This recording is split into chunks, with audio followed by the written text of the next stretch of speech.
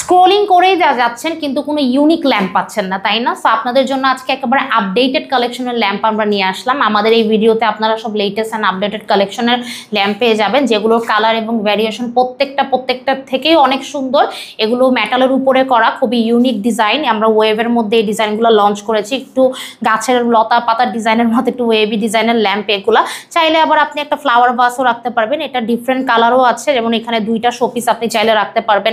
এই শেডগুলো চাইলে আপনারা চেঞ্জ করে নিতে পারবেন, যে কোনো প্রিন্টের ডিজাইন আপনি কাস্টমাইজ করে নিতে পারবেন।